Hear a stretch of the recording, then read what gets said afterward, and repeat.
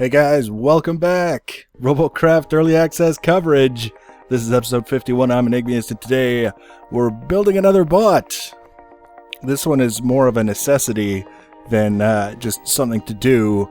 Still trying to get ready for the Kill 100 bots with the TX-1 SMGs event to get some crazy cosmetic TX-1 SMG. We built one in the last episode. It was, the episode before we built one. It was a hover. Had a pair of TX-1 SMGs on the sides.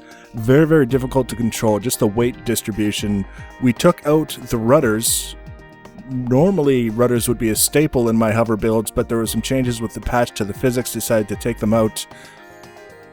Kind of iffy in terms of whether or not I would put them back on if I felt like modifying the hover at this point, because it wobbles all over the place. It's very difficult to control in turns because it always feels like it's about to flip over.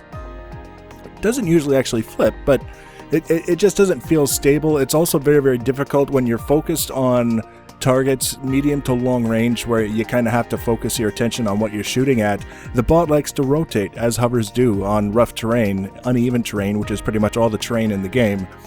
Likes to rotate, and then you find yourself all of a sudden realizing that, one of your TX-1s hasn't even been aiming at the target for the last several seconds. You rotate the bot to correct it, you resume your focus on your target, and then before you know it, you're screwed again. So I wanted something that was a little more stable, that I could kind of drive around and do some crazy things and not have to worry so much about how the bot was facing, not have to worry so much about flipping and flopping around in the corners. And the only thing that came to mind that really kind of suited what I was looking for was a cruiser, and we haven't built a cruiser in ages. I think the last cruiser we had was maybe tier 3, maybe something like that. So that's what we're doing, and we're doing it our first asymmetrical build, and it's not highly asymmetrical, but it is asymmetrical in the sense that everything is kind of being placed relative to the needs of these damn TX-1 SMGs, because they're so large. They're just so large, and you have to kind of figure out how you're going to get them to work together. Putting them on the side's not a bad idea if you want a more compact bot. Putting them on the top and the bottom, also not a bad idea for a hover, but we're again trying to move away from the hover, looking for something a little more stable. So that means really two on the top is hopefully one of the things that happened. Actually, before I started building this bot, I built a smaller, more compact cruiser, not nearly as long as what you see here, and it was designed to be wide enough to mount some tier 10 SMGs on top, with the TX-1 SMGs mounted on the sides, just like we had with our hover. And as I was driving around in it, both on the, actually not so much on the practice map, but I did a couple of matches with it, and I kept having a really, really hard time steering for some reason. It just seemed like there would be times when the ability to steer in a particular direction would completely fail. Like you just wouldn't be able to steer in that direction. And it took me 2 or 3 matches to figure out it's because the gun was clipping into the ground based on where I was aiming, so the gun would actually be sticking into the ground somewhere, and when it did, it would impair your ability to steer on that side of the bot, because it treated it as though the bot was anchored on that side. So if you had the left gun stuck into the ground, you could only turn left, you couldn't turn right. And depending on the situation where you found yourself with your gun stuck in the ground like that, getting yourself out of that situation could be quite difficult, because it would force you to turn in a particular direction, just like a tank that was moving one track on one side and the other track wasn't moving at all. Very, very ugly and messy situation. So that's why we said screw that to the shorter, wider cruiser, and decided to just go all out.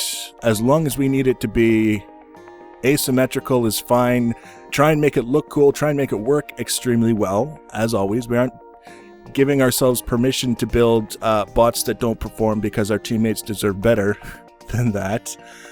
And just see what we end up with. So you can see here, the nice thing about this is that the gun mounts are so unconventional that I'm not really worried too much about making them look a certain way. The whole idea is the same as we've always done with an armor core gun mount, is we're trying to protect damage from flowing directly from adjacent blocks into the block that is the gun is sitting on, and in this case all 3 blocks that the gun is sitting on, and then building around it to offer that protection a little bit more than just, you know, a short thing around the outside, because everyone's using SMGs right now, and you get into a head-to-head firefight, especially in a vehicle this size, things are going to go badly. Now, what you see is basically what you get in terms of this bot.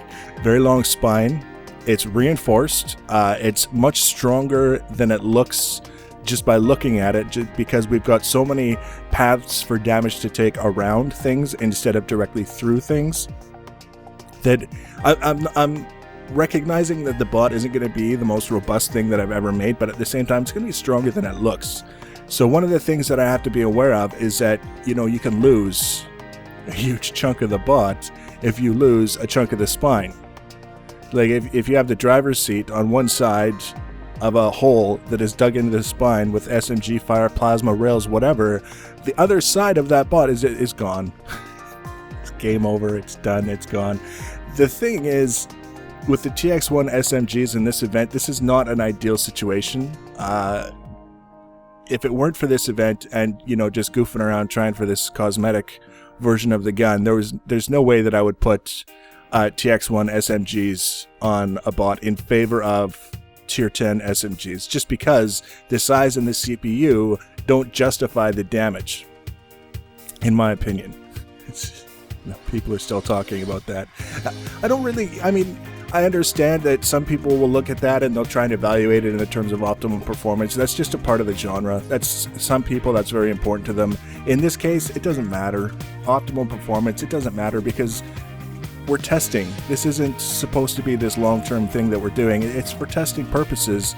So we're just kind of rolling with the punches and doing what we can to see what we can come up with. And then when we actually get the bots that these are made for, then we can start to explore what configuration and how many and whether or not they're all that good. There's no point comparing TX-1 SMGs to Tier 10 SMGs as though TX-1s are going to be a fixture in the Tier 10 scene for ages to come. Silly people might, just like people who build all Tesla bots that have no guns, just Tesla blades, and then sit there in the back lines and never do anything for an entire match.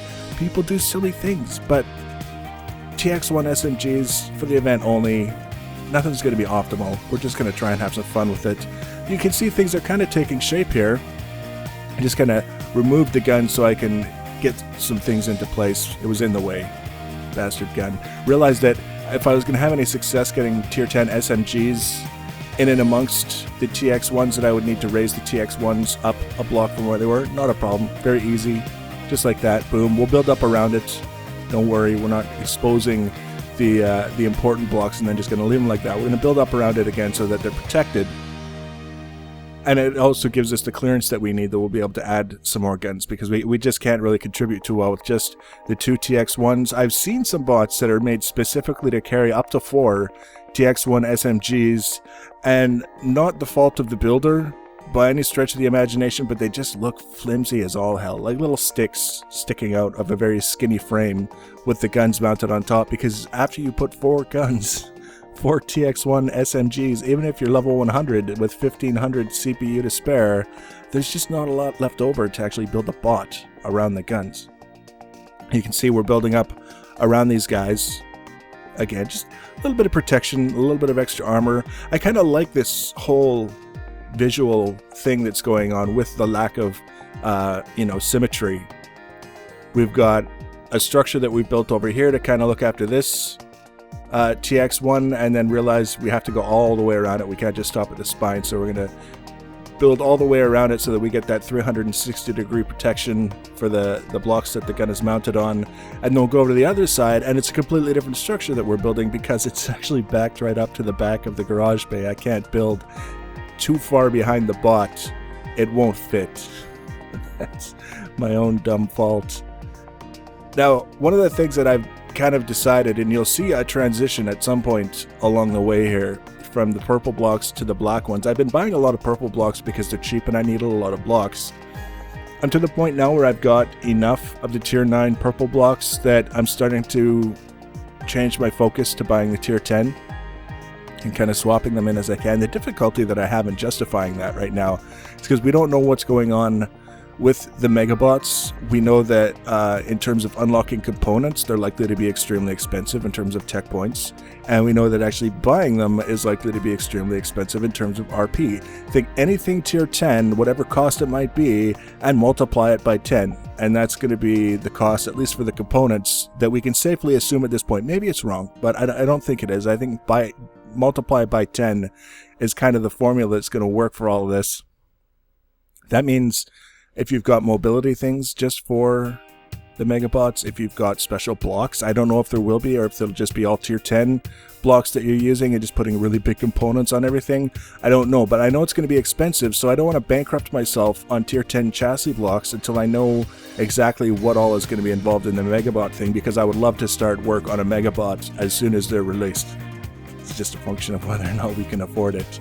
So we're out of purple blocks, and this is where I made the decision. I'm not going to buy any more purple blocks. We're going to buy the black ones, and then we're going to go from there, and we're going to see. But already, I kind of like the look of this bot. It's odd enough that it's interesting visually compared to a lot of things I've been doing. Before this whole thing with the TX-1s came out, I was about to start a shift in focus in terms of our builds, still aiming for very functional bots, but really ramping up the aesthetic kind of aspect to it, and we're going to continue that. That's one of my favorite things to do, and it's definitely something that we will be doing, but for the time being I had to get away from it just because everyone wants to see the TX-1 and I gotta get ready for this event.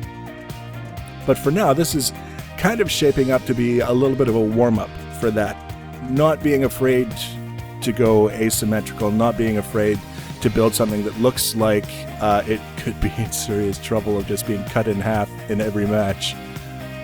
You got to take some risks sooner or later, otherwise things are just boring. So now we're almost done, actually. It's a 32-minute build total for this guy, just to get it set up, and then it became an issue of CPU, because right here in the middle is the perfect place for electroplates. I only had enough CPU for one of them, which kind of sucked, but there wasn't anything I could do about it. But for now, until I level up a bit and get a little bit more CPU to throw on this guy, it's not bad. It's a funky looking bot with a couple of giant ass SMGs on it, and additionally 4 tier 10 SMGs to augment our firepower, kind of make ourselves a little bit better able to contribute.